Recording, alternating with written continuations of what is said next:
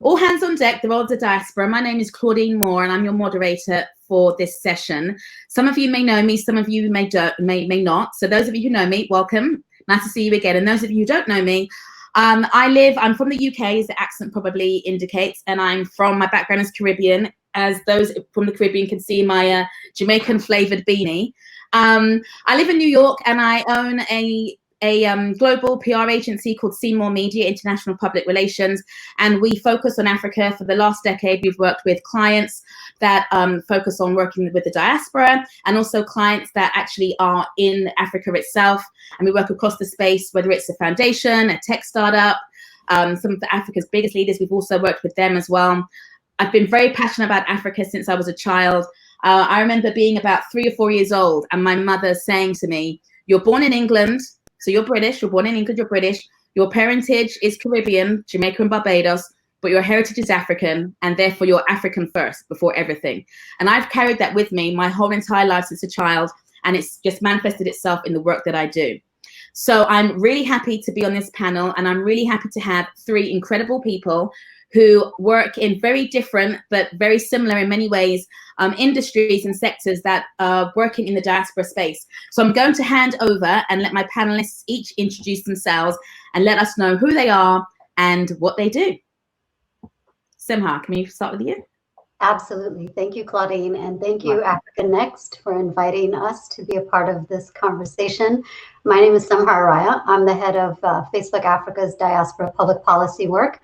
And I've devoted my life to supporting and amplifying the role of the African diaspora on Africa's growth and prosperity through partnerships and empowerment. And I'm very excited about looking at how we together can all work to support communities on the ground and people all over the world. Great, thank you for that. And Amy?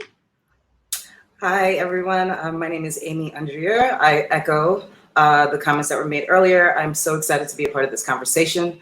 I am the executive director and chief curator at MOCADA, which stands for the Museum of Contemporary African Diasporan Arts in New York. And I have spent the last 20 years of my life as a creative curator, a writer, arts curator, and also a marketer. So my experience has been varied in terms of speaking to the diaspora, in terms of communicating our various issues, in terms of uplifting the various creative voices within our community. And I do the same through MOCADA. Great. And Amy and myself met a million years ago when I was at an agency. You were at The Source, right? You were at The Source magazine. I think I was at The Source at the time, yeah. Way back. Way back when. Way back when. And Narendra, thank you. Hi, I'm Narendra. Thank you for having me. I'm Los Angeles-based. I'm the GM of the Africa Channel, which basically has 3 components. We're a cable channel that broadcasts in the North America and in the Caribbean, and then we have a digital offering called Demand Africa, which is available worldwide outside of the continent. And then we have our production and acquisition studios based in Johannesburg, and the company has been around for about 15 years. Great, yeah, and we know the Africa Channel well. So thank you for your introductions, and I just want to sort of set the stage really for this conversation, because it really does take a village. Everybody's heard that phrase. We all know that phrase very well, and that phrase has never been more true as it pertains to the continent and as it pertains to Africa. The diaspora has historically served as a support network when it comes to policy, when it comes to advocacy, to a lesser extent investment, but certainly investment as well.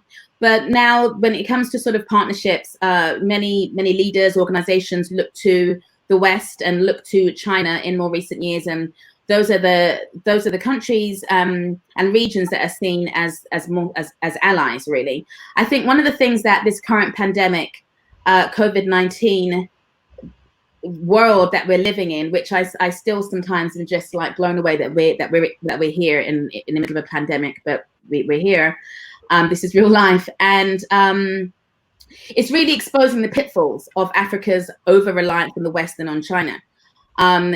There was an interview with Donald Kaberuka. Some of you may know who he is, but Donald Kaberuka, he was the former head of the African Development Bank, And he's now one of the 4-member task force put together by the African Union to mobilize international economic support for Africa's fight against COVID-19. And he did a podcast just maybe 2 days ago with the Financial Times, and he had this. I've written down this quote that I took from that podcast that he had. It was a great podcast. I recommend you all listen to it if you can. But he said, "I hope after this crisis we learn that limited nationalism is indeed limited.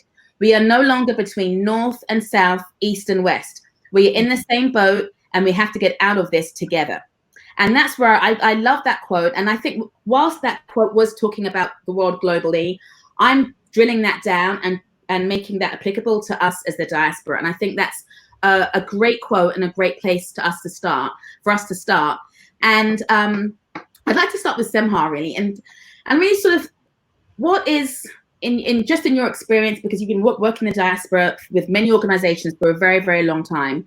What is the diaspora's role in shaping the policy towards Africa, based on your experience and even in your current remit right now with Facebook?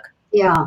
So a couple of things. I think when we use the word diaspora, it means many different things to many different people. Yeah. And it's deeply personal, and it does trigger a reaction. So I think just for foundational purposes, diasporas for me and for many people really refers to people of African descent who live outside of Africa. And that's actually what the African Union has put forth as its not only official definition, but its framework. So when we talk about diasporas, we're really thinking about people of African descent globally, immigrants, children of immigrants, but also multi-generational descendants of African origin. And I think that's important because you can say Black people, but I actually don't prefer or tend to have conversations in a racialized context.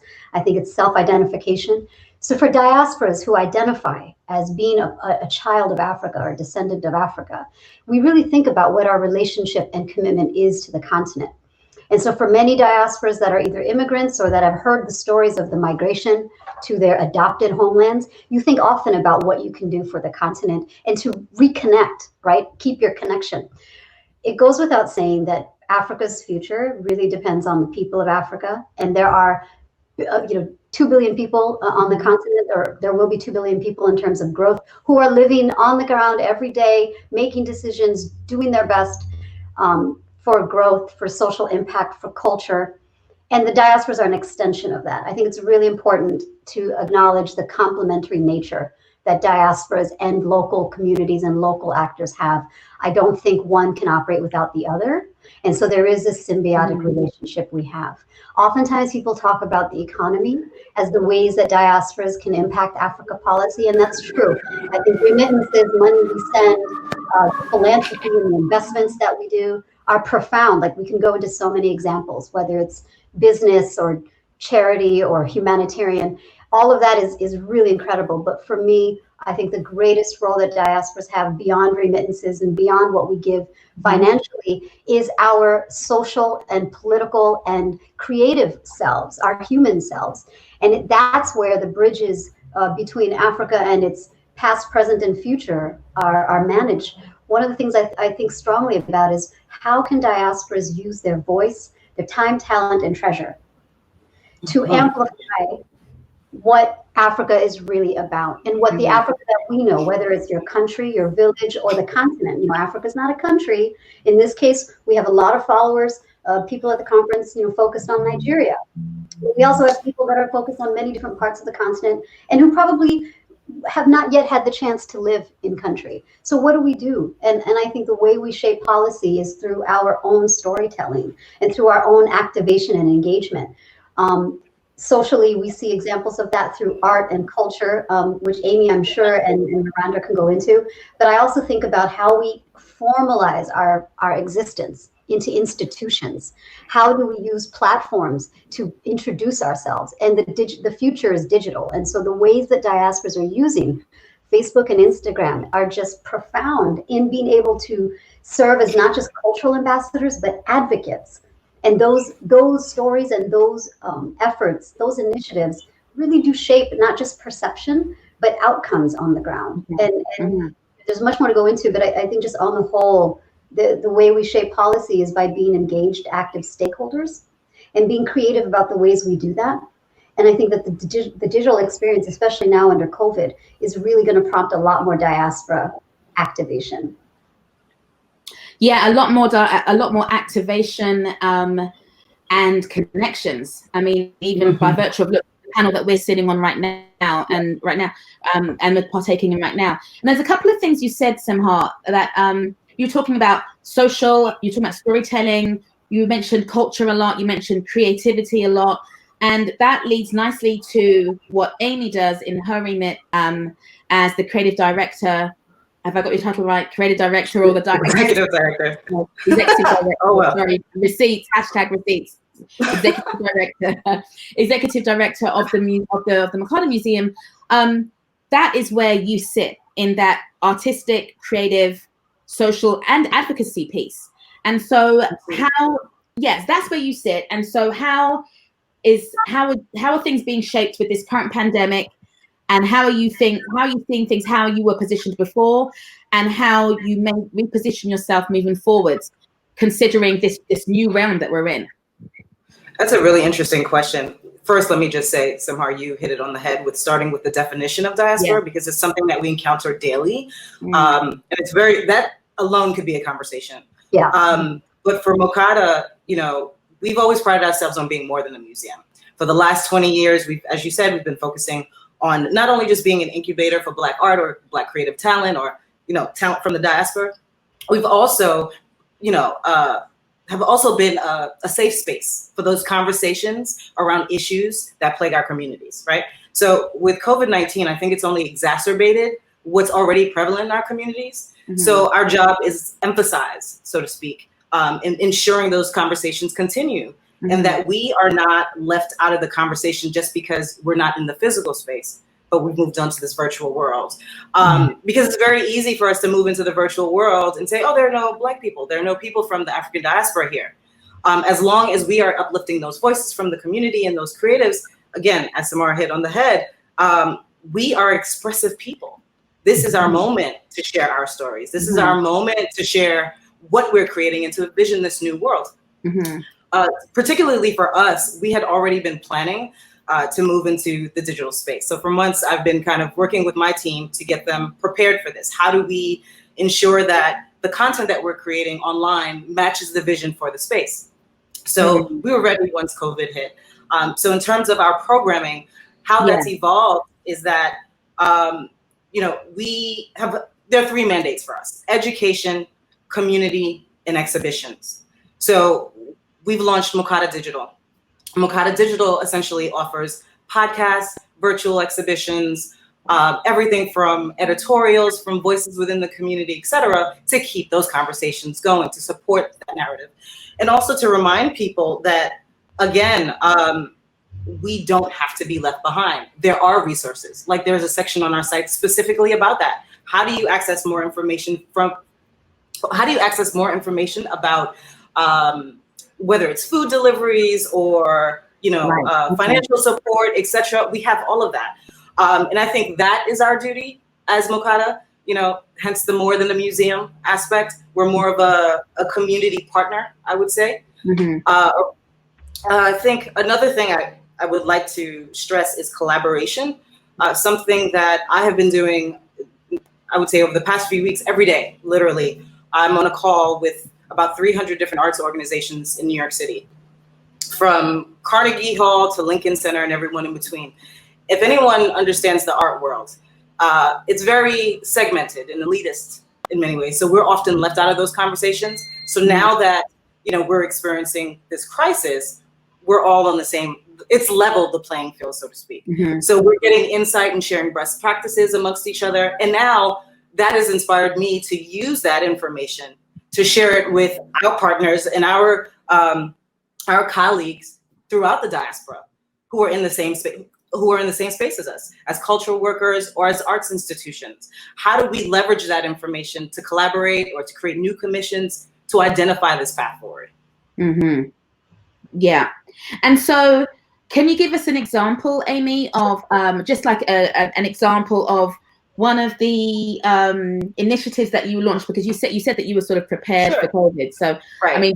I mean, and I'm sure you don't mean you knew it was coming, but you were preparing. You were preparing digitally. Digitally, you were preparing, so you kind of hit the ground running. It wasn't like you had to suddenly scramble. Can you just give us an example of an activation that you launched as you were preparing digitally that was bridging those sort of bridging the diaspora? Great question. I think the best case example is one we have coming up, actually. Okay.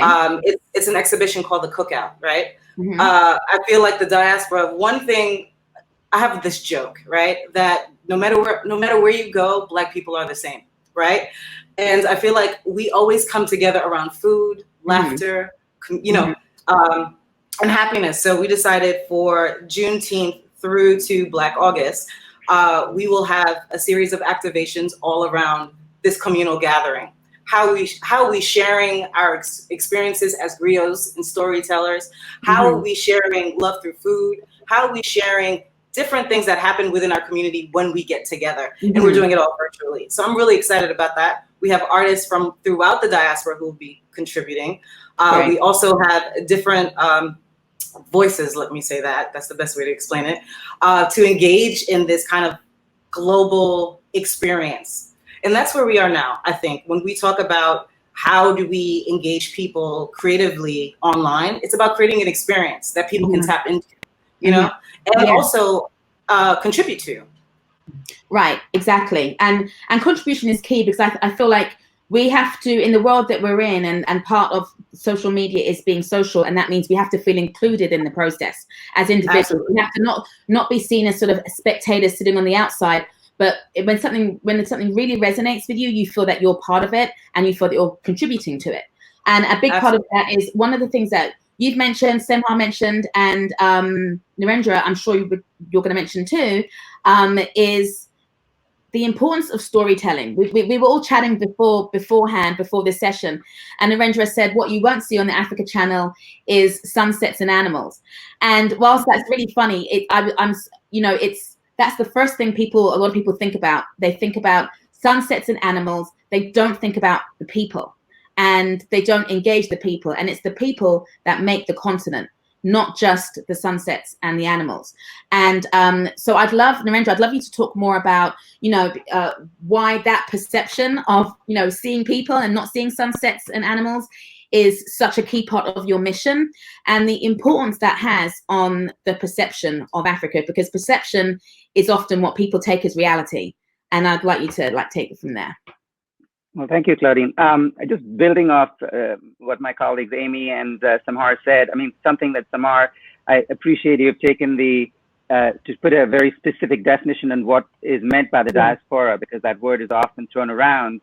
And so people often ask me, who is my audience for our enterprise? And when we say diaspora, just broadly, people get confused.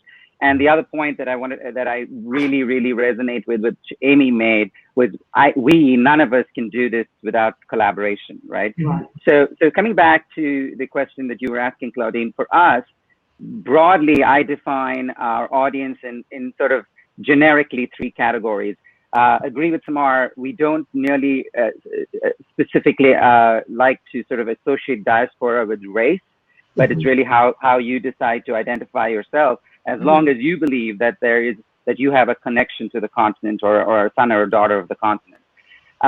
But even having said that, we broadly have 2 categories for the diaspora. One, who are the first generation immigrants who have left their continent, who have a direct connect to content, to things that they miss specifically.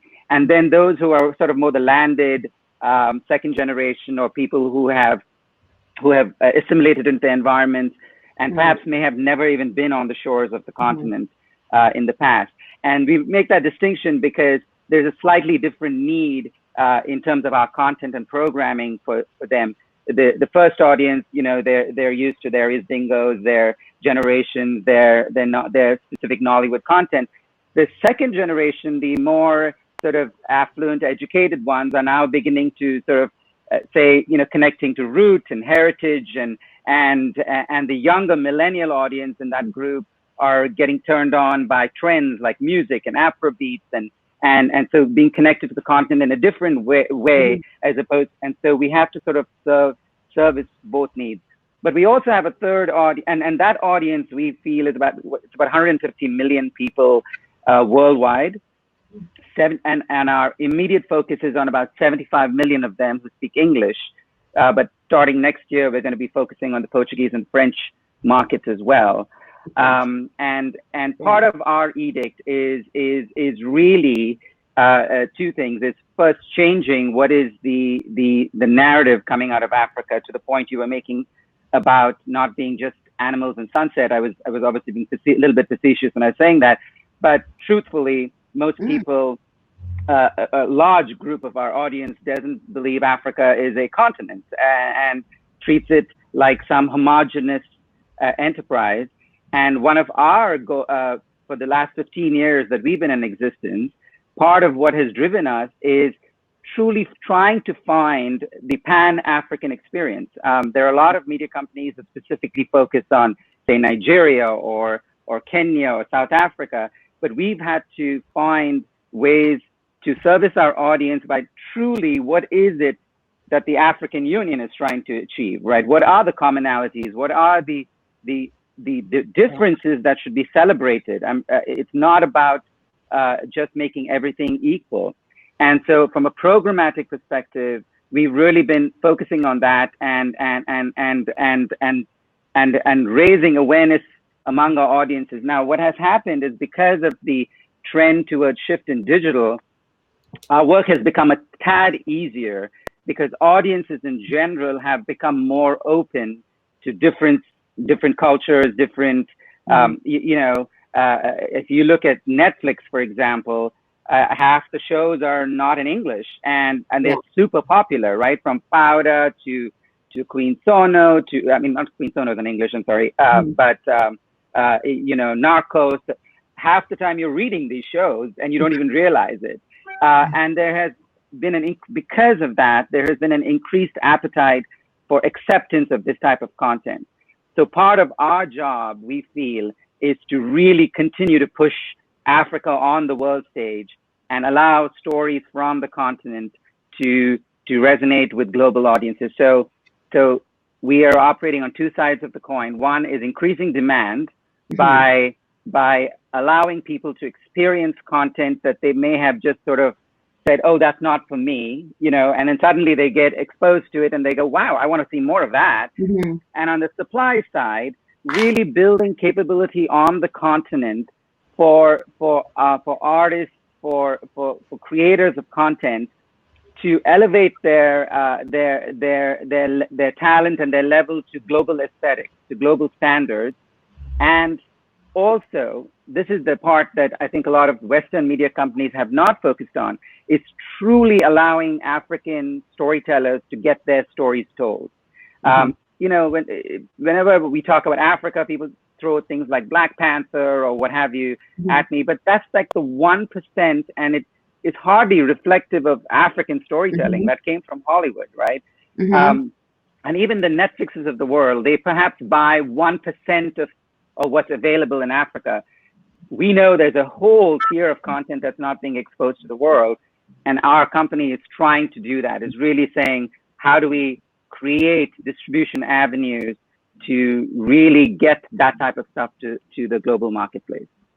Yeah, absolutely. And one of the things that you mentioned that just struck me, Narendra, is, is this a notion about watching a show like Narcos, for example, and suddenly realizing I'm reading everything in subtitles, but it's not taking away from the experience or the binge watching of the show, because you're still really involved in it. And I think, and of course, I'm going to say this because I'm a PR person, so I'm going to make this is an obvious comment for me to make. But sometimes you have to create an appetite, right? Somebody or an audience may not even feel that they're really interested in something. They may feel like it's not for them. But then part of the art as communicators and as people who sort of are responsible for messaging and so on, is you create that appetite. And you create that appetite by really highlighting similarities where they are similarities, but also highlighting the beauty of differences. And I think it's that beauty of differences because the diaspora is not a homogeneous group. Let's just take Nollywood movies, for example. So as mentioned before, you know, my background is I'm half Jamaican, half Asian.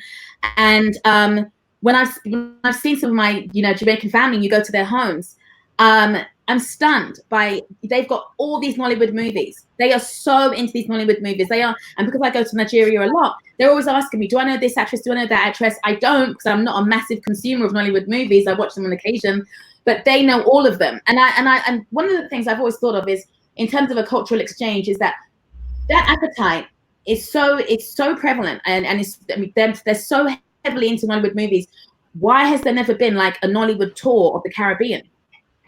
Why have I add something here? Like, so I think a lot of what we're talking about is storytelling, but related to that, it is about representation and validation of who we are.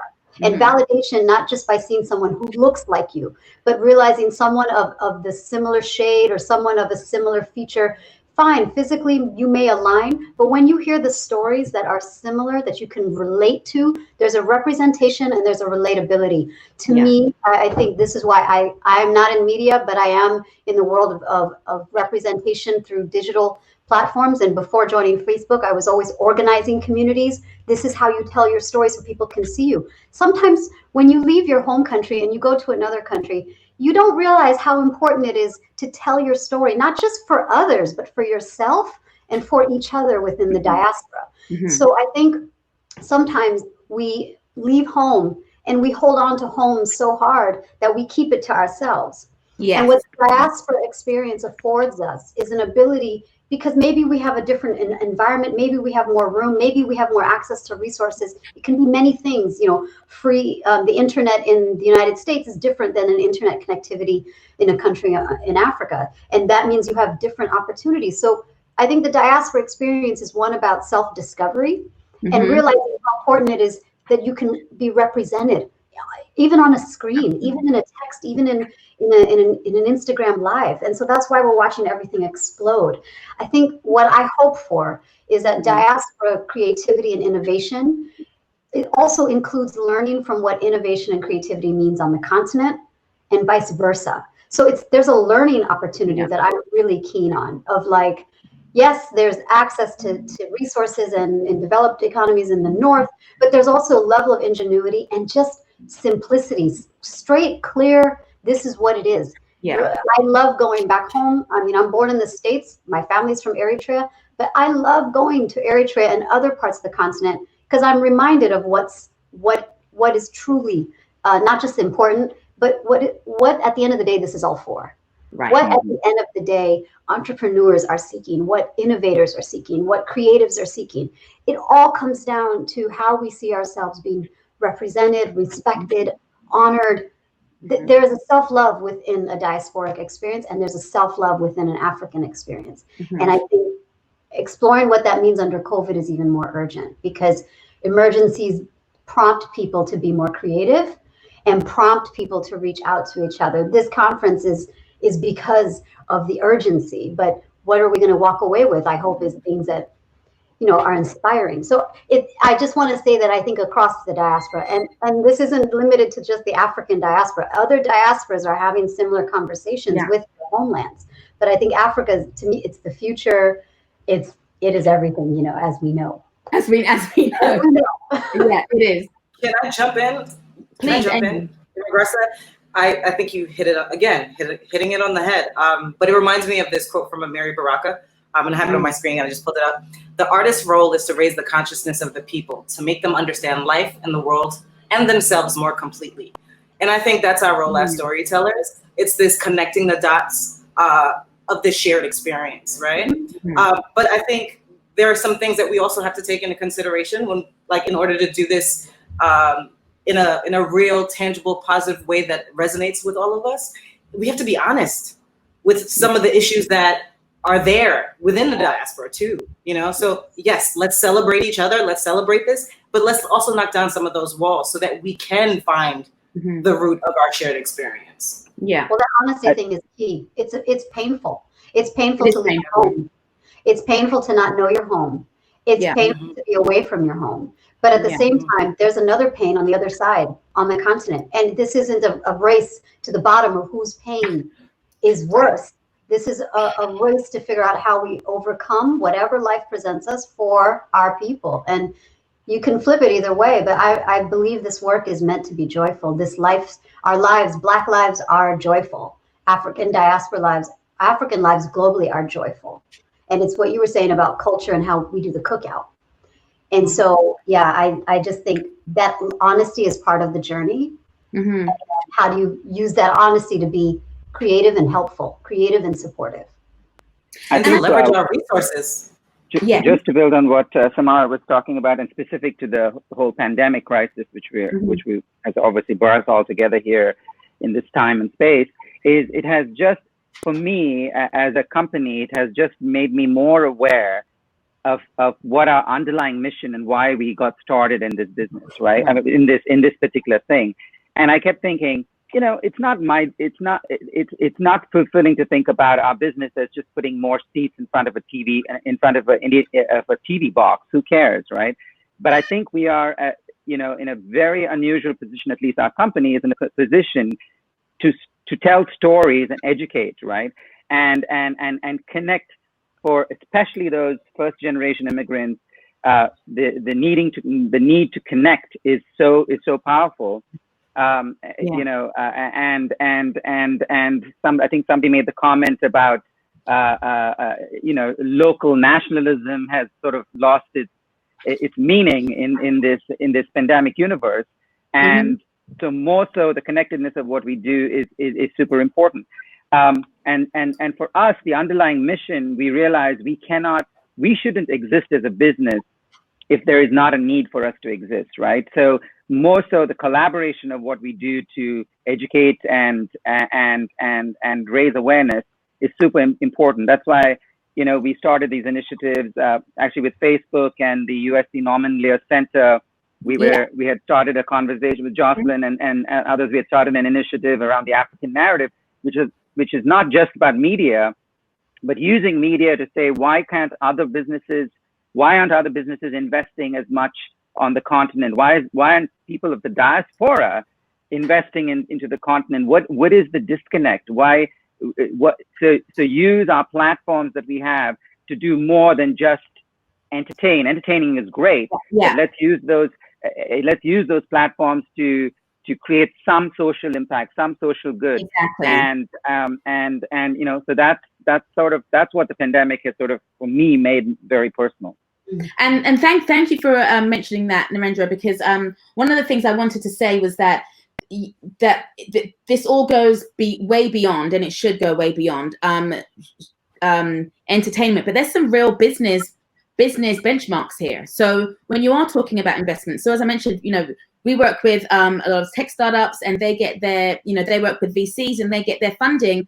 Some of their funding comes from African venture capitalists, and some of their funding comes from the big Greylocks of the world. So they come from, non-African venture capitalists. And even in those meetings, when you are an African-focused tech startup and you are going into a meeting with a Greylock in front of these VCs, you're looking at these investors who know nothing about Africa.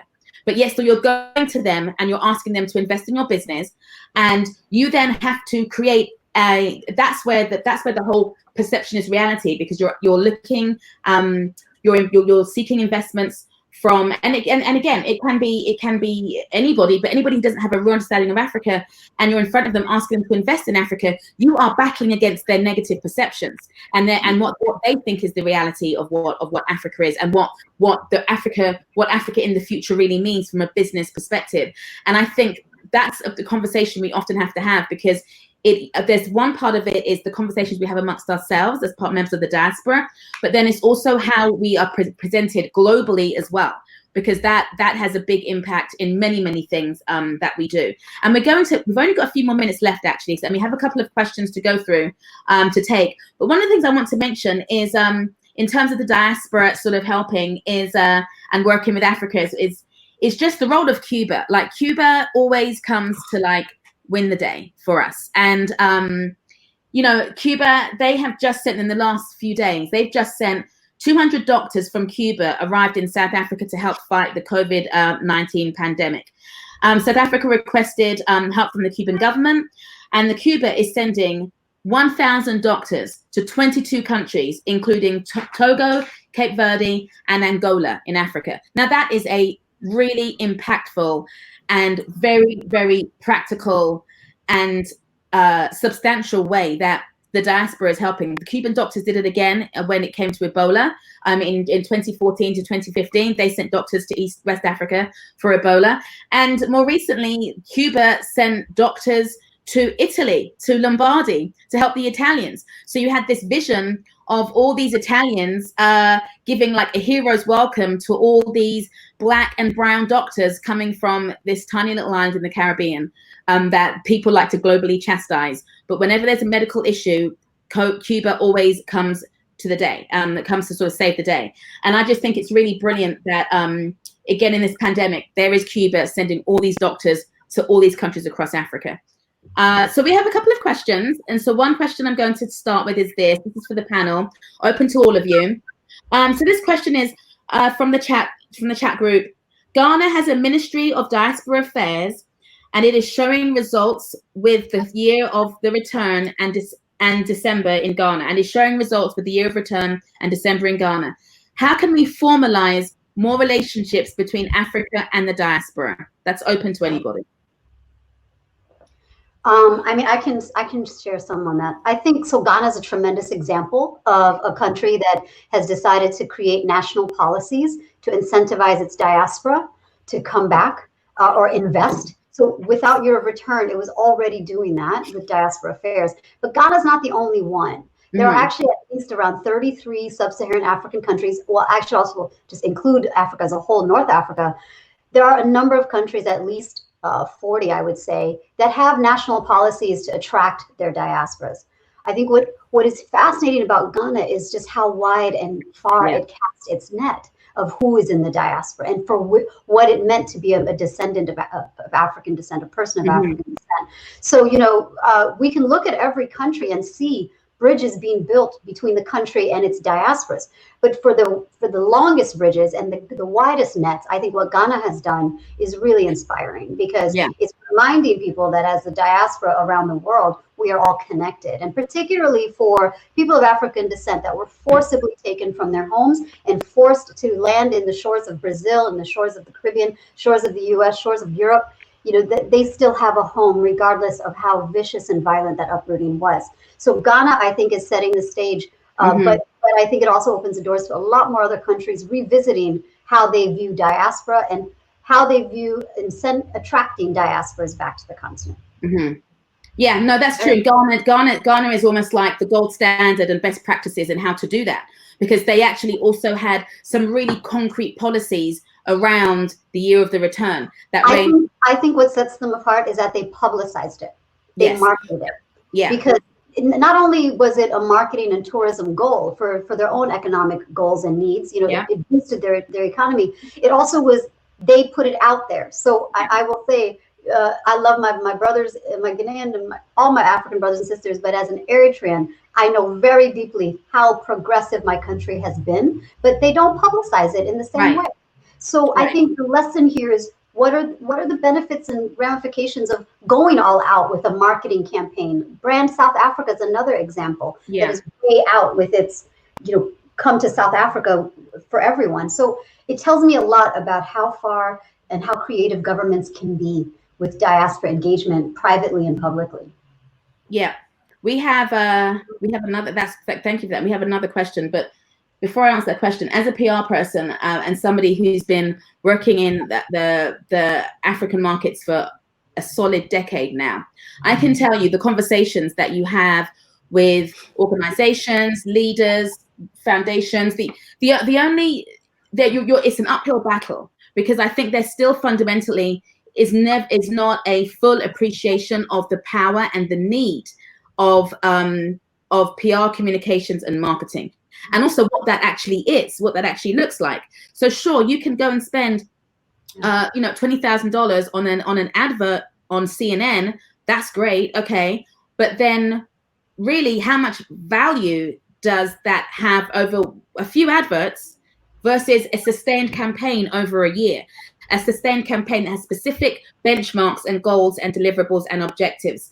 And I think because it's always considered like a soft science, right? Like you have PR communications, but it's not necessarily a direct, tangible line to how is it affecting my bottom line. So there's a constant like battle between, if you take an organization or corporation, there's a constant battle between the comms team and the CFO. Like, I'm putting this money into comms, but how am I seeing it pay off?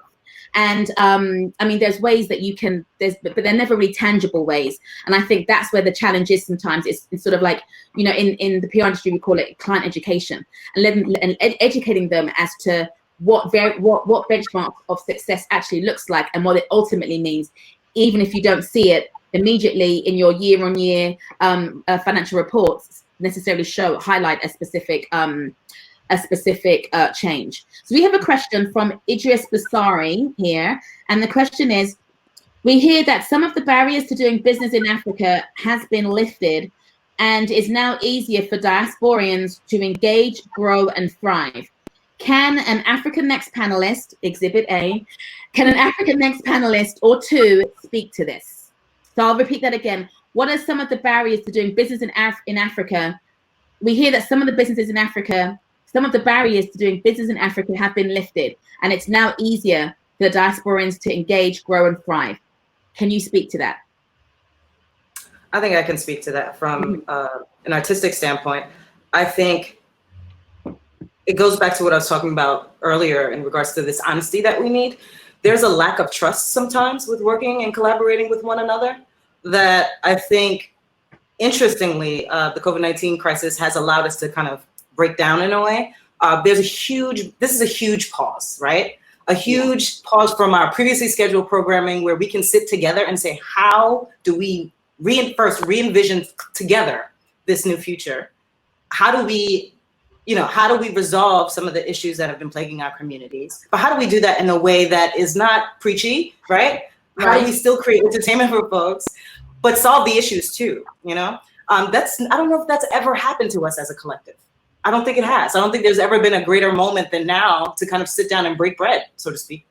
I'm thinking back to your example of Cuba, and I think of, you know, I don't necessarily wait for the governments to do this kind of work.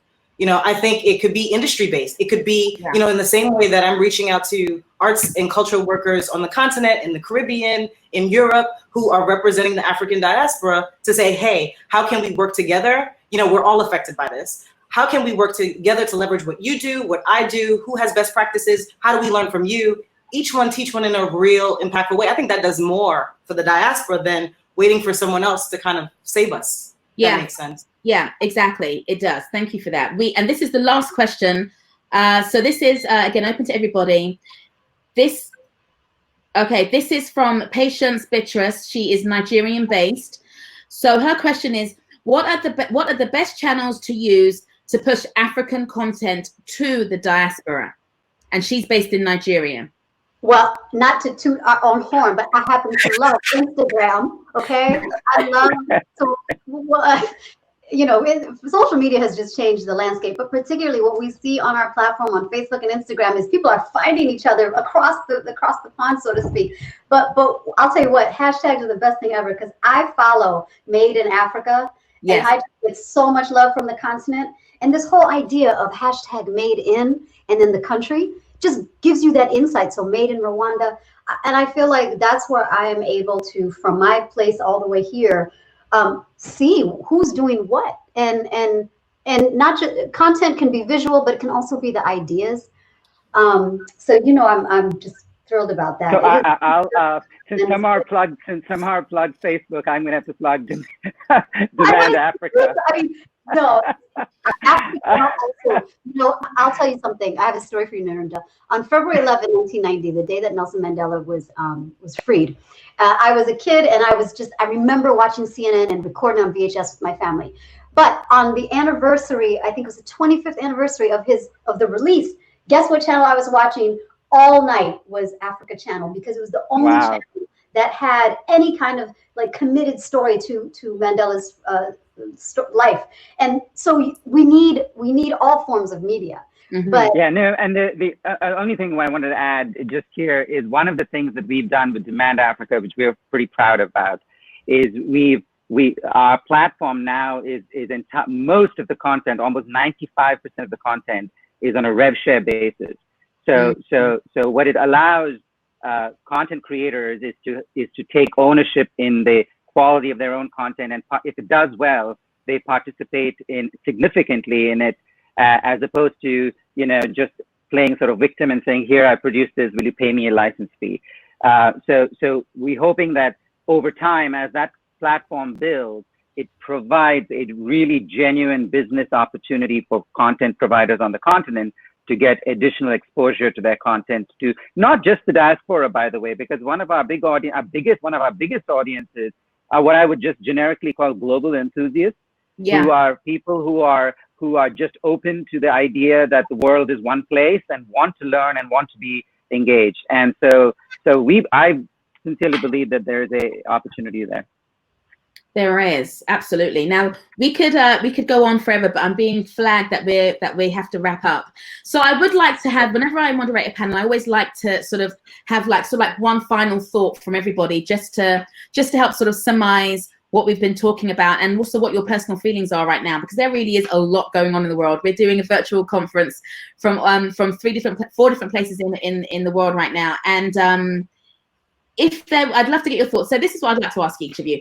If there is one suggestion or comment that you'd like to share with members of the diaspora on what we could or should focus on right now, in terms of what we can each focus on right now, individually and collectively, that would move the African development agenda forward. And that can be coming from a business perspective based on your respective organizations, or just on a personal level, because what we're going through right now is it's economic, but it's also deeply personal as well. I'll make one comment for me. I would say to anybody who's on the conference, believe in your ability to, the one thing that is free is imagination and your ability to tell stories. But the key thing is you have to believe in it and recognize there is an audience for it worldwide. You just have to find a way to tell the stories that are appealing. That's it. So, and that's our biggest push, is trying to figure out how to take African stories and put them on the world stage. So that is available to anybody who wants to do that. Great. That's great. Thank you. That's very inspirational and needed, because sometimes it is just that belief in yourself, really. Amy? I would like to say, I was really thinking about this. I would like to say, connect, collaborate, create, and then share. I think there's like I said before, I think there's a huge opportunity for us to rewrite our story now. What do we want this world to look like? After this pandemic is over, do we still want to be in the same position that we're in now? How do we rebuild those systems that have left us limited for so long? Let's not wait. Let's not press pause on that action. Yeah. People have been talking about this, and they're saying we want to get back to normal. But was normal before? Was it that great? Right. Do we want to go back to that normal, or do we want to not go back, but bounce forward? And that's the key thing, is bouncing forward. Semha? So first thing, take care of yourself. COVID-19 is an unusual experience, and what we're enduring is very difficult. Don't take on burdens or responsibilities for others until you've taken care of yourself. That's the first thing. Number 2, home is where the heart is. And even when home feels far away, your heart has to be well. So the grass always looks greener on the other side. And for diasporas, we struggle with trying to figure out how to reconcile our location and our hearts. But at the end of the day, if you can find a way to use your time, your talent, and your treasures in a way that is positively impactful, either to yourself, to your community here, because there are community diasporas in countries we live in that have severe needs. COVID is disproportionately affecting Black people, Black and brown communities around the world. And if you feel like you want to pay attention to that, instead of what's happening on the continent, or if vice versa, it's okay. As long as you feel that you are taking care of yourself and that you are doing what's good for you. And I think for diasporas, there is a very, very real, burden and responsibility we take on. But this is a marathon. This is a life change. And we have to think about what building community and what self-care means as people of African descent. Great. I think that is the perfect place to end. Thank you so much, all of you, for joining. I've enjoyed this panel. Yay! Let's take a picture. Let's take a picture for social. Otherwise, hold on. Yeah. Tell us when. Wait. Okay. So, and Ngozi's disappeared. Get back on here. Join us. And Ngozi. Okay. So I'm gonna take a picture of us. There you go. Thank you, everybody. Thank you so much. Thank you. Thank you.